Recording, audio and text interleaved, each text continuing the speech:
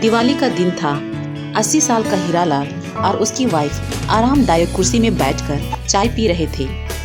दोनों ही बड़े खुश लग रहे थे। उनके मोहल्ले के लोग उनकी खुशी का राज जानना चाह रहे थे।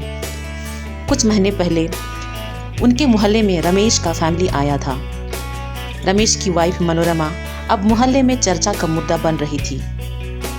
लोग कह रहे थे कि इस मनोरमा ने इन बूढ़ा बूढ़ी की जिंदगी में क्या जादू खेला है। हमेशा उसका उनके घर आना जाना लगा रहता है। एक दिन की बात है, बरसात का दिन था। हीरालाल बाबा डंडा लेकर सूखा हुआ कपड़ा उठाने के लिए घर से बाहर निकलता है और जमीन गीली होने की वजह से फिसल कर गिर जाता है। मौके पर मनोरमा उनके घर के रास्ते से गुजर रही थी। वह हीरालाल बाबा को जमीन पर पड़ा हुआ देखकर वह उसे उठाकर घर के अंदर ले जाती है।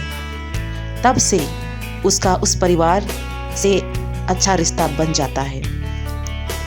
आते जाते वह कभी कभी उनके लिए सब्जी खरीद कर ला देती थी, कभी उनके लिए पानी भर देती थी और कभी कभी उनके घर का साफ सफाई भी कर देती थी। एक दिन बाय चांस मनोरमा उनके बाथरूम में गई। तब उसने देखा कि वहाँ जो बाल्टीन रखा है वह टूटा हुआ है और उसमें जो मग है उसका हैंडल भी नहीं है, साथ में साबुन नहीं है। घर के बाहर जब उसने नज़र दौड़ाया तब उसने देखा कि उनके घर में बहुत से ज़रूरी चीज़ें भी नहीं हैं। उसी दिन उसने ठान लिया कि वह इस साल का दिवाली उनके साथ मनाएगी। फिर वह अपने हस्बैंड रमेश के साथ मिलकर उनके लिए शॉपिंग की और दिवाली के दिन वे उनको वो सारी चीज़ें भेंट किए और उनके साथ बैठकर मिठाइयाँ खाए और बहुत सारी बातें भी की। बाबा ने जब ये सब प्यार अनुभव किया, उसकी आंखों में आंसू भर आया और कहा, काश मेरी बेटी भी जिंदा होती। उनके चले जाने के बाद बाबूलाल बाबा और उसकी पत्नी मनोरमा और उसका हस्बैंड रमेश के द्वारा दिया हुआ आरामदायक कुर्सी में बैठकर सुकून महसूस कर रहे थे। इस तरह की सेवा जीसस क्राइस्ट भी चाहते हैं। जीसस क्राइस्ट मृत्यु के बाद न्याय के दिन क्या होगा इसके बारे में हमें बताते हैं।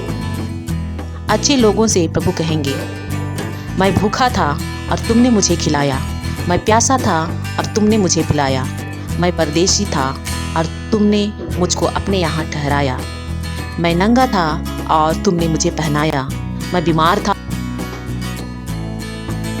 और तुम मुझसे भेंट करने आए।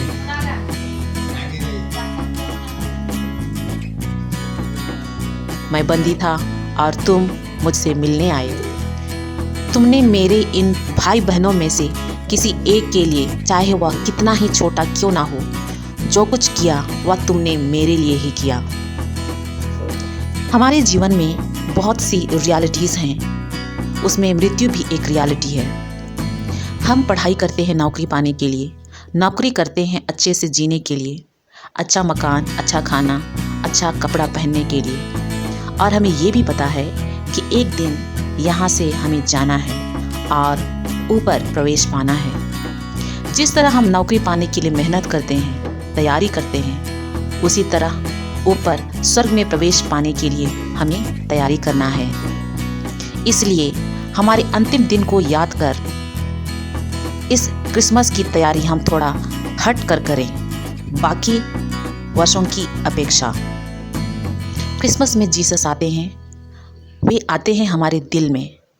इसीलिए हम अपने दिल को सुंदर बनाएं और हम अपने दिल को सुंदर बना सकते हैं अच्छे कामों द्वारा, दूसरों की मदद करके, विशेषकर जो हमारे पड़ोस में बूढ़े लोग हैं उनकी सेवा करके, उनका घर साफ करके, उनकी छोटी छोटी ज़रूरतों को पूरा करके, और हमसे जो बन पाता है दान करके।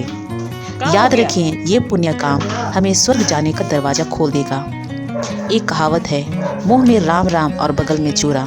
मतलब हम पूजा प्रार्थना तो करते हैं, लेकिन अगर हमारा काम उसके अनुरूप नहीं है तो ऊपर वाला तो क्या, कोई अपना भी खुश नहीं होगा। इसलिए इस क्रिसमस से पहले कुछ पुण्य काम ज़रूर करें और बेबी जीसस को वेलकम करने के लिए अपना दिल को सुंदर एवं साफ बनाएं।